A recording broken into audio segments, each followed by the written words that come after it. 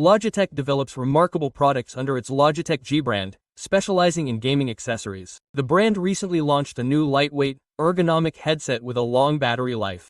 Let's see what this headset offers. The Logitech G522 LIGHTSPEED is a full-size headset weighing only 290 grams. As the name suggests, it can instantly connect wirelessly to a computer via the LIGHTSPEED dongle. Of course, users also have the option of wired connection or Bluetooth 5.3. The headset, which has a detachable microphone, can be easily controlled via Logitech's mobile application and the GHUB PC application. Through GHUB, you can customize your sound profiles with a 10-band equalizer and create different sound settings for games. The headset uses 40mm Pro G drivers. These drivers offer balanced sound with a frequency range between 20 Hz and 20 kHz. I can say that the sound quality of the device is clean, but it's a little weak in terms of bass. Regarding battery life, the G52 promises a very long usage time in wireless mode.